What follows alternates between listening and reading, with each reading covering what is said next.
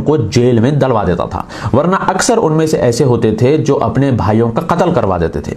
और उनमें से सबसे रहमदिल औरत वो होती थी जो अपने सौतेले बच्चों को जेल में डलवा देती थी, वरना उनमें से अक्सर ऐसे थे जो अपने सौतेले बच्चों को मरवा देते थे अपने बच्चों को राजगद्दी पर बिठाने के लिए। दोस्तों 1787 की बात है। उस वक्त में उस्मानी बादशाह सुल्तान अब्दुल हमीद अव्वल थे और हिंदुस्तान के टीपू सुल्तान, जिन्हें शेर मैसूर भी कहा जाता है, हिंदुस्तान के टीपू सुल्तान ने उनसे ब्रिटिश के खिलाफ मदद मांगी, मगर सुल्तान अब्दुल हमीद अव्वल ने ब्रिटिश के खिलाफ मदद करने से इनकार कर दिया, क्योंकि उस्मानी उस वक्त में बहुत परेशान थे और उनको ब्रिटिश की मदद की ज़रूरत थी रशिया से मुकाबला करने के लिए। तो लोगों का जो ये अक्सर कहना होता है कि इन लोगों ने अंग्रेज़ों से मुकाबला किया, ये बात बिल्कुल गलत है, क्योंकि ये लोग खुद अंग्रेज़ों के अलायंस थे। दोस्तों 1839 की बात है कि उस्मानी सल्तनत के तहत तंजीमात का एक दौर आया।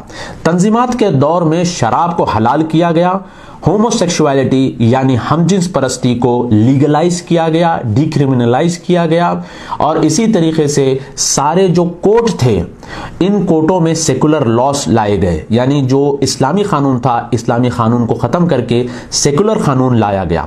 तो यहाँ पर सोचने की बात यह है कि उस्मानी खिलाफत या सल्तनत अगर इस्लामी खिलाफत या सल्तनत थी तो फिर इन्होंने सेकुलर लॉस क्यों लाए 1839 में, और फिर इन्होंने शराब को हलाल क्यों किया, और इन्होंने हमजिन्स परस्ती और होमोसेक्सुअलिटी को इन्होंने क्यों डिक्रिमिनलाइज किया, और फिर इन्होंने शराब को हलाल करते हुए मैखाने बनाए। और मैखाने अक्सर उर्दू और पर्शियन ज़बान में मैखाने कहा जाता है, और आपने शायरियों में सुना ही होगा मैखाने वगैरह ये अल्फाज जो है। तो ये मैखाने एक ऐसे अड्डे थे, पब्स या बार्स यूँ कह लें, कि यहाँ पर मुसलमान जाकर शराब पिया करते थे। और ये कब हुआ? उस्मानी सल्तनत के दौरे तंजीमात में।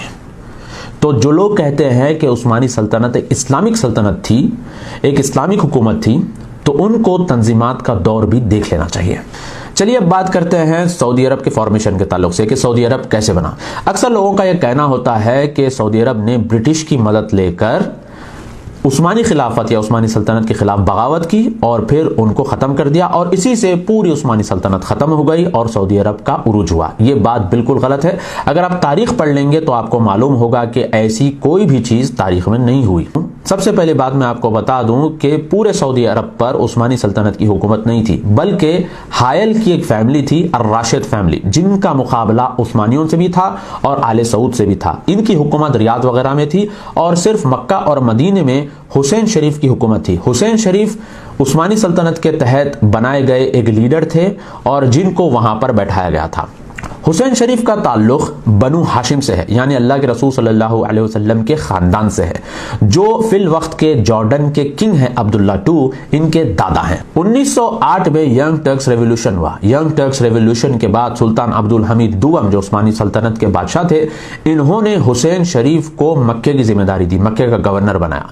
1916 से लेकर 1924 के दरमियान में अरब रेवोल्यूशन हुआ, और इस अरब रेवोल्यूशन के दौरान ब्रिटिश ने हुसैन शरीफ को ये ऑफर दिया उस्मानी खिलाफत के खिलाफ, और हुसैन शरीफ ने उस ऑफर को कबूल किया, और फिर उन्होंने ये तय किया कि ट्रांस जॉर्डन, सीरिया और इराक हुसैन शरीफ को दिया जाएगा। और फिर उन्होंने ये तय किया कि इराक में हुसैन शरीफ के बेटे फैसल की हुकूमत होगी, ट्रांस जॉर्डन में उनके बेटे अब्दुल्ला की हुकूमत होगी, और हिजाज में हुसैन शरीफ की हुकूमत होगी। उसके बाद हुसैन शरीफ ने ट्रीटी ऑफ वर्साइल्स की मुखालिफत की, और मैकमahon ट्रीटी जो हुई थी उसकी भी उन्होंने मुखालिफत की, जिसकी वजह से ट्रांस जॉर्डन के बाज़ खित्ते उनको नहीं दिए गए। उसके बाद हुसैन शरीफ का और ब्रिटिश का अलायंस भी कमजोर होना शुरू हो गया। इसी दौरान हायल की जो फैमिली थी, राशिद फैमिली, इससे मुकाबला आले सऊद का हो रहा था, और फिर रियाद को इन्होंने अपने काबू में और कब्जे में ले लिया। 28 अक्टूबर 1923 को मलिक अब्दुल अजीज मक्के में दाखिल हुए, और एक ऐसा वक्त था कि हुसैन शरीफ के पास ना तो ताकत थी ना तो क़ुव्वत थी कि वो मलिक अब्दुल अजीज का मुकाबला कर पा सकते थे। तो वो कश्ती में बैठकर अक़बा जॉर्डन निकल गए, और फिर दिसंबर 17, 1923 को मलिक अब्दुल अजीज एहराम पहनकर मक्का गए, और वहां पर तमाम अरब कबाइल आकर मलिक अब्दुल अजीज के हाथ पे उन्होंने बैत की, और इसी तरीके से सऊदी अरब का फॉर्मेशन हुआ और सऊदी अरब बना। आइए नाज़रीन, अब थोड़ा सा हम बात करते हैं ये जो उर्तुरुल टीवी सीरीज चल रहा है इसके ताल्लुक से। उस्मानी सल्तनत के जो बानी हैं उस्मान बर, उस्मान अव्वल, इनके वालिद थे उर्तुरुल। इन्हीं के ऊपर ये पूरा टीवी सीरीज बनाया गया है। ये सबसे पहले दिसंबर 2014 में TRT1 जो तुर्की का चैनल है इस पर इसको बताया गया था। और उर्तुरुल बनाने का सबसे पहला मकसद ये है कि तुर्कियों के अंदर जो वतनियत जो उनके अंदर कमज़ोर हो रही है, उनके अंदर वतनियत को भरा जाए और ठोंसा जाए। और इसी बुनियाद पर उर्तुरुल टीवी सीरीज बनाया गया दिसंबर 2014 में। और ये वही वक्त था कि जब जो है दाइश की खिलाफत का ऐलान हुआ था। ISIS की जो आतंकवादी तंजीम है, इसका ऐलान उसी दौर में हुआ था और उसी दौर में उर्तुरुल टीवी सीरीज बनना शुरू हुआ। उर्तुरुल टीवी सीरीज एक आम टीवी सीरीज है। जिस तरह से हमारे पास बहुत सारे ऐसे टीवी सीरीज चले हैं, टीपू सुल्तान के ऊपर भी टीवी सीरीज बनाई गई और बचपन में हम अक्सर जो है अलिफ लैला भी देखा करते थे, तो उसमें भी जो है ना इस्लाम के अल्फाज इस्तेमाल किए जाते थे, अस्सलाम वालेकुम, अल्हम्दुलिल्लाह, माशाअल्लाह, ये सारी चीज़ें। फिर उसके साथ साथ थोड़ा सा उसके अंदर एक्शन भी होता है। तो जिस तरह से अक्सर टीवी सीरीज और ड्रामे और मूवीज़ बनाई जाती हैं जिसके अंदर एक्शन होता है, रोमांस होता है और थोड़ा सा जो है उसके अंदर इस्लाम भी जो है उसके अंदर मिला दिया जाता है, तो इसी तरीके से उर्तुरुल टीवी सीरीज भी है।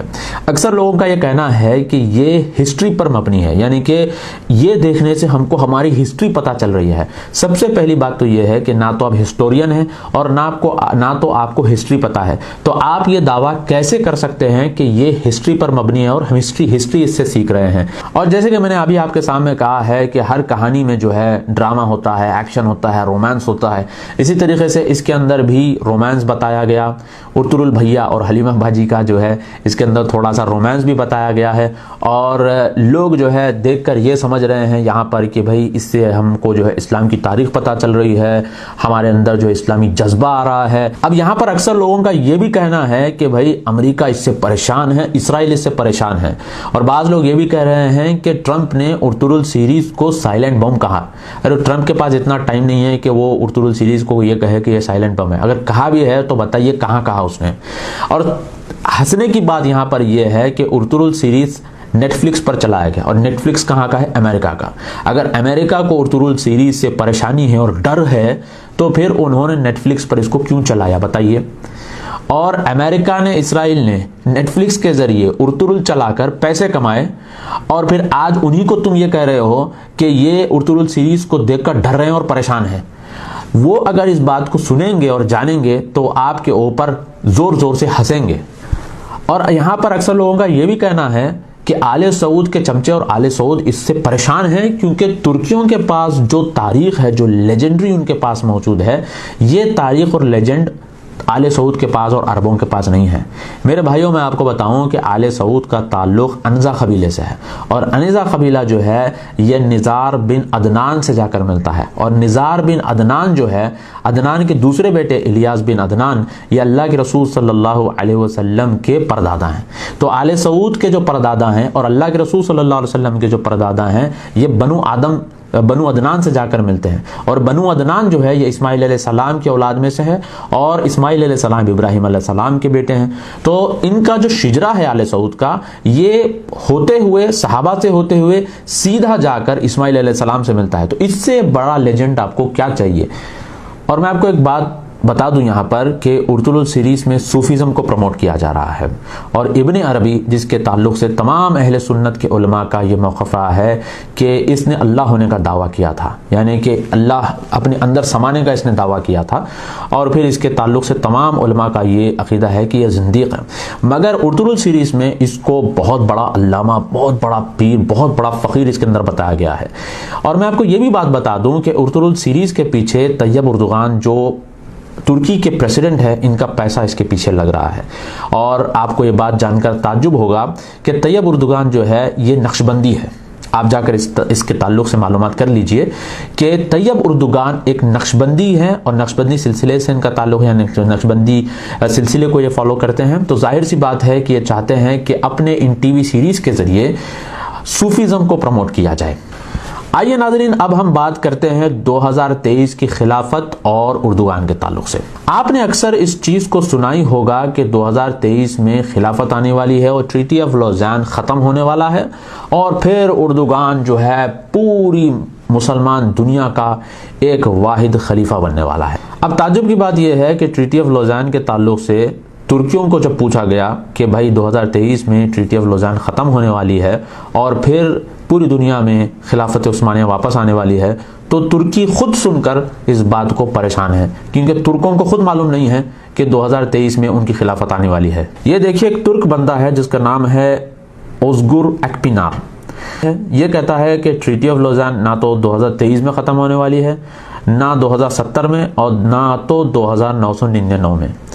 तो तुर्की खुद इस बात को लेकर सोच में है कि भाई हमारी खिलाफत आने वाली है और हमको ही नहीं मालूम है। और ये चर्चा हिंदुस्तान पाकिस्तान की ऑडियंस में चल रही है कि 2023 में उस्मानी सल्तनत आने वाली है और उस्मानी खिलाफत आने वाली है, और तुर्कियों को इसके बारे में मालूम ही नहीं है कि ट्रीटी ऑफ लौज़ान जो है 2023 में ख़त्म होने वाला है और उन्हीं की हुकूमत आने वाली है। नाज़रीन, मैं आपको एक चीज़ बता दूँ कि ये जो ट्रीटी ऑफ लौज़ान है ये 1923 में यूरोप और तुर्की के दरमियान में साइन हुई थी, और तुर्की के साथ उन लोगों ने ये डील की कि हम तुमको इंटरनेशनल रिकॉग्निशन देंगे, यानी हम तुमको दुनियावी सतह पर हम तुमको रिकॉग्नाइज करेंगे एज ए कंट्री, मगर इसके बदले में तुमको ये शर्तें पूरी करनी है। उसमें से बहुत सारी शर्तें ये थी कि जो है एनाटोलिया दे दिया जाएगा, और फिर जो है ग्रीक में जो मुसलमान हैं उनकी हिफाजत की जाएगी, जो नसरानी तुर्की में रहते हैं उनकी हिफाजत की जाएगी, ऐसा होगा, ये होगा, वो होगा। ऐसी बहुत सारी चीज़ें जो है ट्रीटी ऑफ लौज़ान में मौजूद है।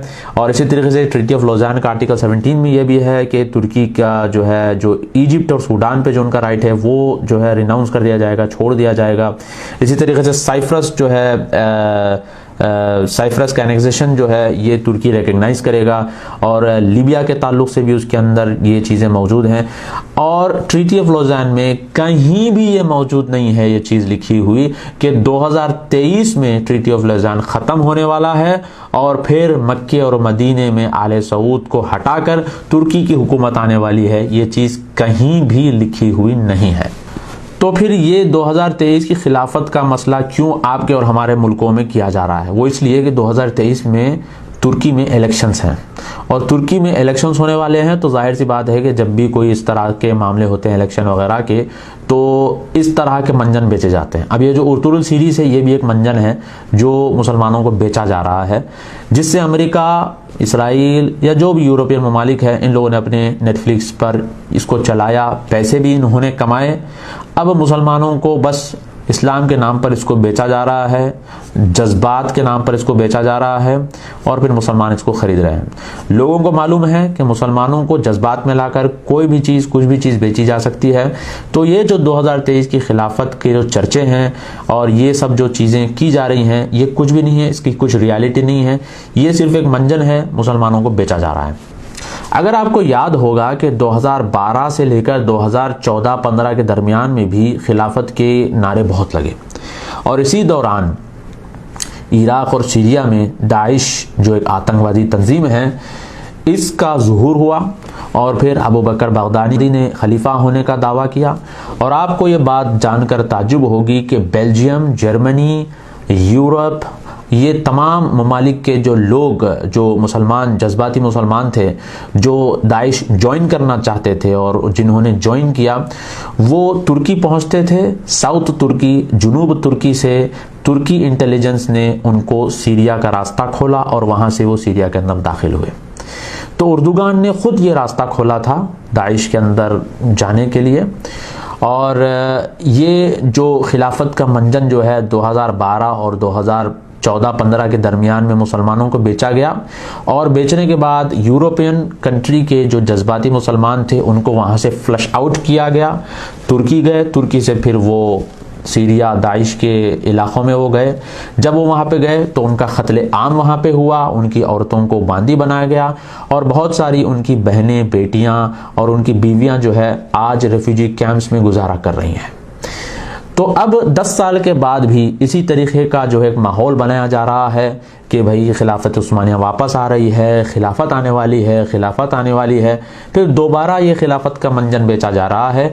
और अब देखिए 2020 अब चल रहा है, 2020 से लेकर 2023 तक ये मामले फिर चलाए जा रहे हैं।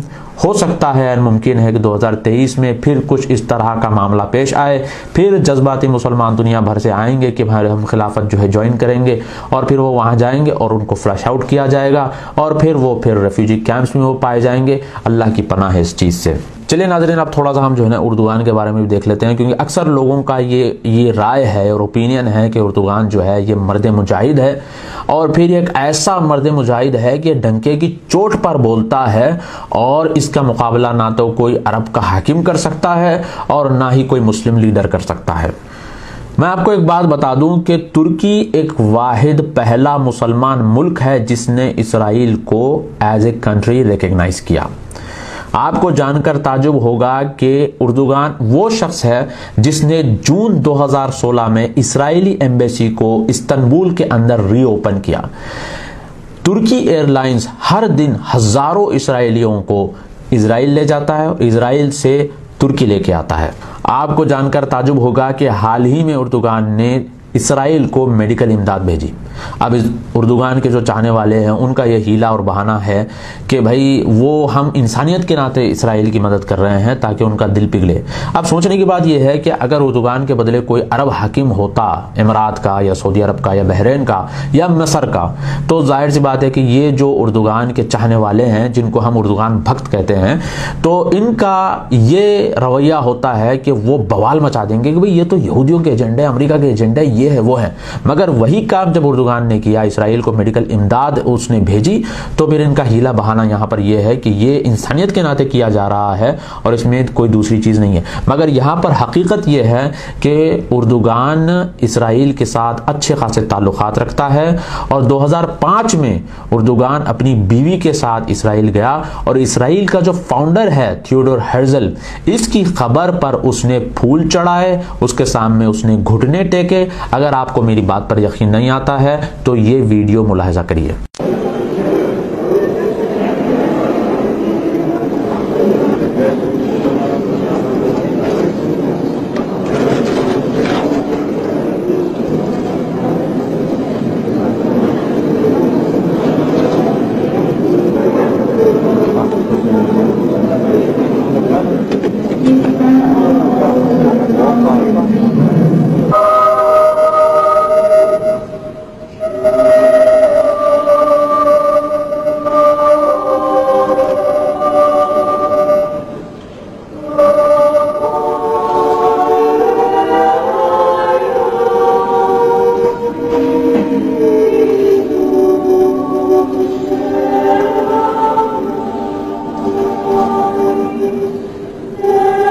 और यही वजह है कि तुर्की और इसराइल के जॉइंट मिलिट्री ड्रिल्स होते हैं।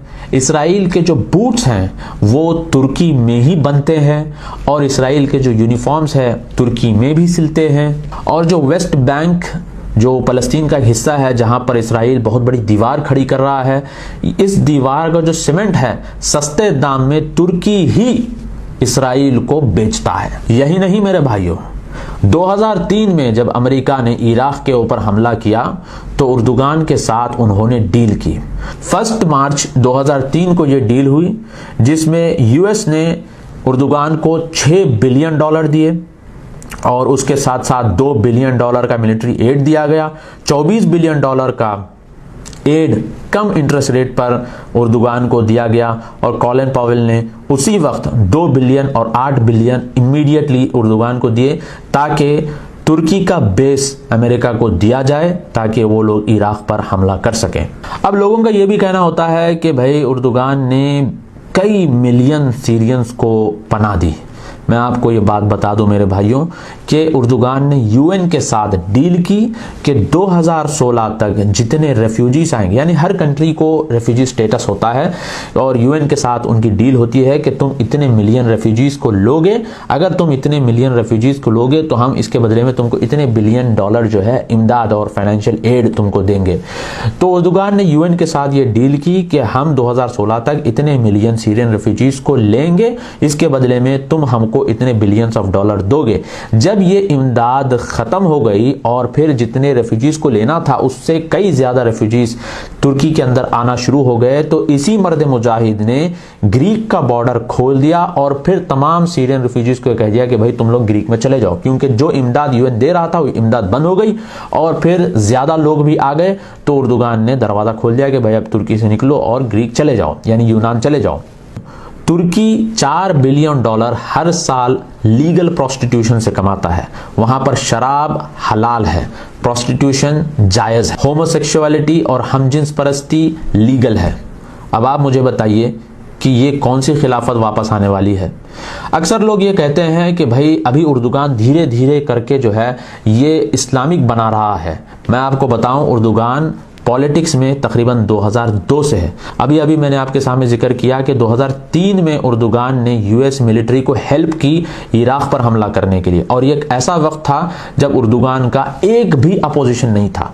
तो उर्दुगान अभी अभी पॉलिटिक्स में नहीं आया है, बल्कि वो 17-18 साल से 20 साल से पॉलिटिक्स में है। तो अब ये कौन सा धीरे धीरे की आप बात कर रहे हैं, बताइए। तो यहां पर आपको समझने की जरूरत यह है मेरे भाइयों कि इस तरह के खिलाफत के नारों से और इस तरह के सियासी गिमिक्स, पॉलिटिकल गिमिक्स का आप शिकार मत बनिए। हकायक पढ़िए, फैक्ट्स पढ़िए। अगर आपको मेरी बातों पर यकीन नहीं आता है तो जाकर आप खुद ये चीज़ें मुलाहिजा करिए, पढ़िए, समझिए। आपको खुद पता चलेगा कि दुनिया में क्या चल रहा है, और आपको खुद पता चलेगा कि किस तरह आपको उल्लू और बेवकूफ़ बनाया जा रहा है, और किस तरह से खिलाफत के नाम पर और फिर इस्लामी हुकूमत के नाम पर या हुकूमत इलाहिया के नाम पर, हुकूमत नाफिज करने के नाम पर, अल्लाह का निज़ाम अल्लाह की ज़मीन पर नाफिज करने के नाम पर किस तरह से लोगों को बेवकूफ़ बनाया जाता है। यूसुफ करज़ावी जो इख्वानियों का बहुत बड़ा रहनुमा और लीडर है, इसने लीबिया को तबाह किया, सीरिया को तबाह किया। इसने फतवे दिए कि इनके सरों पर चढ़कर, इनके सीनों पर चढ़कर यहाँ के हाकिमों का कत्ल किया जाए। मगर आप देखेंगे कि इसके बच्चे अमेरिका में सेटल्ड हैं। आप देखेंगे कि ये कतर में लग्जूरियस जिंदगी गुजार रहा है, अय्याशी की सुकून की जिंदगी ये जो है कतर के अंदर गुजार रहा है। मगर मरने वाले कौन हैं? मरने वाले आम मुसलमान आपकी तरह और हमारी तरह है।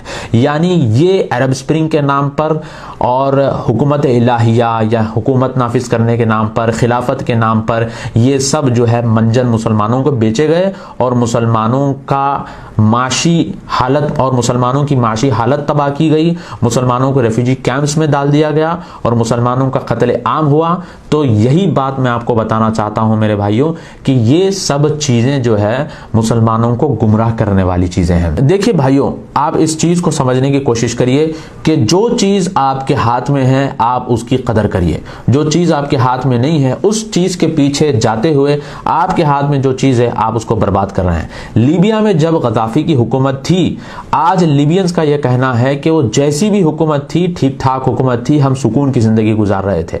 मगर उसके जाने के बाद लीबिया की हालत पूरी खराब हो गई। सीरिया का भी यही हाल हुआ, मसर का भी यही हाल हुआ, और कई मुसलमान ममालिक का और कंट्रियों का यही हाल हुआ। बहरीन में ओबामा ने कोशिश की कि वो ईरान को बहरीन सौंपे, मगर अल्हम्दुलिल्लाह आले सऊद ने उस वक्त बहुत अच्छा उन्होंने स्टेप लिया, और फिर हिलरी क्लिंटन ने उस वक्त में कॉल करके आले सऊद को उन्होंने कहा, सऊदी हुकूमत को उन्होंने कहा कि बहरीन को छोड़ दिया जाए ताकि वो ईरान को दे दिया जाए। मगर सऊदी अरब ने उस वक्त में उनकी बात नहीं मानी और फिर उनको रिजेक्ट कर दिया, निगलेक्ट कर दिया, और फिर पूरी आर्मी यहाँ से वहाँ उन्होंने बिठा दी। बहरीन को अल्हम्दुलिल्लाह उन्होंने सेव किया, मसर को उन्होंने अल्हम्दुलिल्लाह सेव किया। उस वक्त में ओबामा, ईरान और जो है इख्वान, ये तीनों मिलकर पूरी साजिशें कर रहे थे मुसलमान मुल्कों को तबाह करने के लिए। कई मुसलमान मुल्कों को तो उन्होंने तबाह कर दिया, मगर इन अरब ममालिक की तरफ भी उनकी गंदी नज़र थी। मगर अल्लाह ताला का रहम और करम हुआ कि अल्हम्दुलिल्लाह ये अरब ममालिक उस टाइम बच गए। यही बात मैं आपको बताना चाहता हूँ मेरे भाइयों कि जोश बिला होश नुकसानदेह होता है। 2014-2015 में इसी तरह से जोश बिला होश वाले लोग दाइश ज्वाइन किए, जाकर वहां पर मर गए, कट गए, और फिर उनकी औरतें जो है बाजार में नीलाम हो गई। और यही काम ये लोग अब फिर दोहराना चाहते हैं। आप ऐसे जज्बाती नारे और जज्बाती तकरीरों और जज्बाती ड्रामों का शिकार ना बने, बल्कि जो सही चीज है उसको आप फॉलो करने की कोशिश करिए। जो आपके हाथ में है आप उसकी कदर करने की कोशिश करिए, जो आपके हाथ में नहीं है उसको लपकने के चक्कर में आप जो है उसके पीछे भाग रहे हैं, और जो आपके हाथ में है आप उसको बर्बाद कर रहे हैं। ये चीज बहुत नुकसानदेह चीज होती है मेरे भाइयों। अल्लाह से मैं दुआ करता हूँ कि अल्लाह ताला हमारी हिफाजत करे, तमाम मुसलमान मुल्कों की हिफाजत करे, तमाम मुसलमानों की अल्लाह हिफाजत करे। जब तक हमको ज़िंदा रखे, ईमान और इस्लाम की हालत में ज़िंदा रखे, और जब हमारी मौत हो इस्लाम और ईमान की हालत में हमारी मौत हो। मैं आपका भाई अबू तलहा ज़हाक, आप देख रहे हैं कैंडिड टॉक। अस्सलामु अलैकुम व रहमतुल्लाहि व बरकातुहू।